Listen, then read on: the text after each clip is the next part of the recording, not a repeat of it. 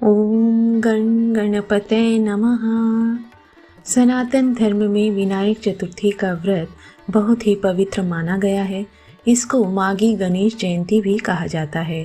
धार्मिक मान्यता है कि जो कोई भी इस व्रत को श्रद्धा और भक्ति भाव से करता है, उसके जीवन की सभी बाधाएं और संकट दूर हो जाते हैं। हर माह के शुक्ल पक्ष की चतुर्थी तिथि भगवान गणेश को समर्पित होती है, जिसे विनायक चतुर्थी कहते हैं। इस बार यह व्रत 22 जनवरी 2026 यानी आज दिन गुरुवार को पड़ रहा है। यह साल 2026 की पहली विनायक चतुर्थी है। इस दिन भगवान गणेश को विशेष रूप से दुर्वा अर्पित करना अत्यंत फलदायी माना जाता है। व्रत के दौरान उपवास रखकर पूजा और भोग अर्पित करना पुण्यकारी होता है। इसके साथ ही शिव पार्वती से जुड़ी गणेश कथा और बुढ़िया माई की कथा का पाठ करने से भगवान गणेश शीघ्र प्रसन्न होते हैं और जीवन में सुख समृद्धि का आशीर्वाद देते हैं। बिना कथा के यह व्रत अधूरा माना जाता है। आइए जानते हैं कि विनायक चतुर्थी की कथा क्या है। शिव पार्वती और बालक की कथा। पौराणिक कथाओं के अनुसार एक समय भगवान शिव और माता पार्वती नर्मदा नदी के पावन तट पर निवास कर रहे थे। एक दिन माता पार्वती ने भगवान शिव से चौपड़ खेलने की इच्छा प्रकट की। भगवान शिव ने माता की इच्छा स्वीकार कर ली, लेकिन समस्या यह थी कि खेल में जीत हार का निर्णय कौन करेगा। इसलिए भगवान शिव ने पास पड़े तिनकों से एक बालक का निर्माण किया और उसमें अपने योग बल से प्राण प्रतिष्ठा कर दी। उस बालक से शिवजी ने कहा कि वह चौपड़ के खेल में निष्पक्ष होकर निर्णय देगा।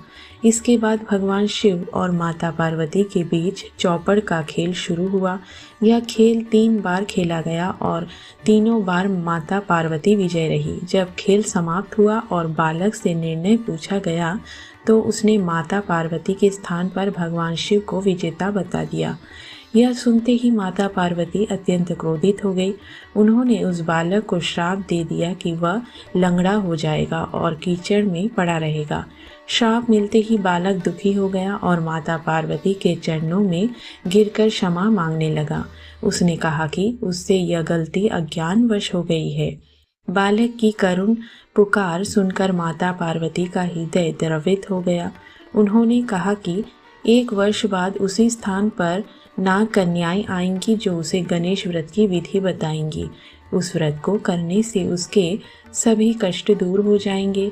1 वर्ष बाद नाग कन्याएं वहां आईं और उन्होंने बालक को विनायक चतुर्थी व्रत की पूरी विधि बताई। बालक ने लगातार 21 दिनों तक श्रद्धा और नियम के साथ भगवान गणेश को व्रत किया। उसकी भक्ति से भगवान गणेश प्रसन्न हुए और स्वयं प्रकट होकर वरदान मांगने को कहा। बालक ने विनम्रता से कहा कि वह अपने पैरों से चलकर कैलाश पर्वत तक पहुंचना चाहता है। भगवान गणेश ने उसे यह वरदान दे दिया। इसके बाद बालक कैलाश पहुंचा और सारी कथा भगवान शिव को सुनाई। उधर माता पार्वती अभी भी चौपड़ वाली घटना से नाराज थी। माता को प्रसन्न करने के लिए भगवान शिव ने भी उसी विधि से 21 दिनों तक विनायक चतुर्थी व्रत किया।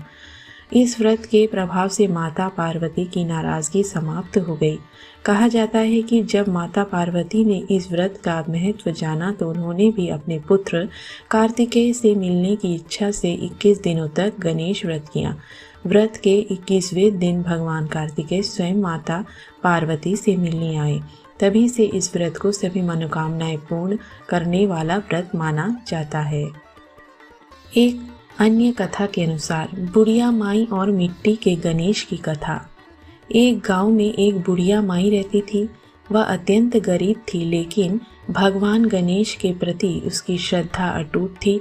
हर सुबह वह मिट्टी से भगवान गणेश की छोटी सी मूर्ति बनाती और पूरे मन से उनकी पूजा करती थी। लेकिन मिट्टी की मूर्ति रोज गल जाती थी और उसे हर दिन नई मूर्ति बनानी पड़ती थी। बुढ़िया माई की इच्छा थी कि उसके पास पत्थर के गणेश हो, ताकि वह रोज रोज नई मूर्ति ना बनाए और उसकी पूजा निरंतर चलती रहे। उसके घर के पास एक सेठ जी का बड़ा मकान बन रहा था। जहाँ कई मिस्त्री काम कर रहे थे। एक दिन बुढ़िया माई वहाँ पहुँची और हाथ जोड़कर मिस्त्रियों से बोली कि वे उसके लिए पत्थर के गणेश बना दे। मिस्त्रियों ने उसकी बात को मजाक से उड़ा दिया और मना कर दिया। यह सुनकर बुढ़िया माई को बहुत दुख हुआ। उसकी भक्ति का अपमान हुआ था। उसने पीड़ा में कहा कि उनकी दीवार टेढ़ी हो जाए। उसके इतना कहते ही मिस्त्री चाहे जितनी बार दीवार बनाते वह हर बार टेढ़ी हो जाती। पूरा दिन बीत गया लेकिन दीवार ठीक नहीं बनी। शाम को जब सेठ जी आए तो उन्होंने सारा मामला समझा। सेठ जी को एहसास हो गया कि यह सब भगवान गणेश की लीला है।